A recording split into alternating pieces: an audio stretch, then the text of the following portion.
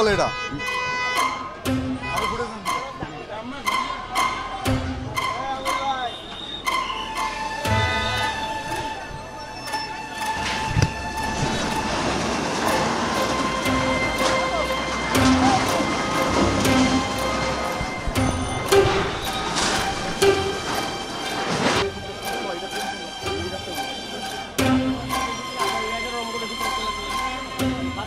Live live live ঠিক আছে, স্পিডও নাই।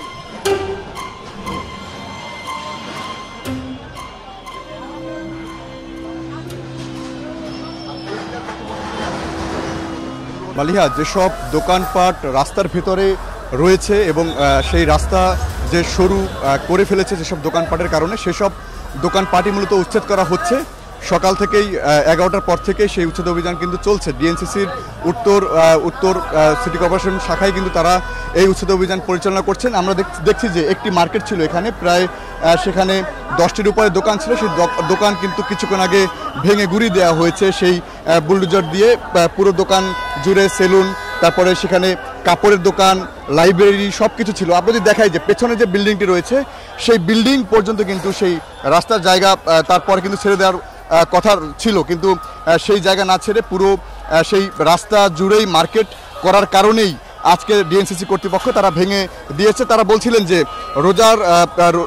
রোজার সময় তারা মূলত সেইখানে নোটিশ দিয়েছিলেন যে এটি উচ্ছেদ অভিযান পরিচালনা করা হবে, কিন্তু সেই পরিপ্রেক্ষিতে তারা এই মার্কেটটি থেকে সরে যায়নি। তো সেই লক্ষ্যেই আজকে তারা এটি ভেঙে গুঁড়িয়ে দিয়েছে। তারা বলছেন যে মিরপুর 11 কেন্দ্রিক যে পুরো রাস্তা রয়েছে সেই রাস্তা জুড়েই কিন্তু এই সড়কের যে বেহাল দশা, যে এই দোকানপাট অবৈধভাবে করার কারণে কিন্তু মানুষজন বা রিক্সা ঠিকভাবে যাতায়াত করতে পারে না, চলতে পারে না।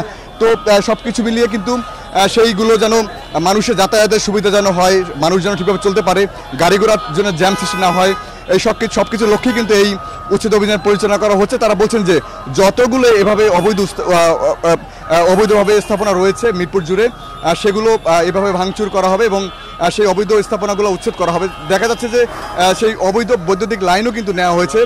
তো সেইগুলো ভাঙচুর করা হচ্ছে 11টার পর থেকে। তো এই ছিল আমার কাছে রাজধানী মিরপুর 11 নম্বর থেকে সর্বশেষ।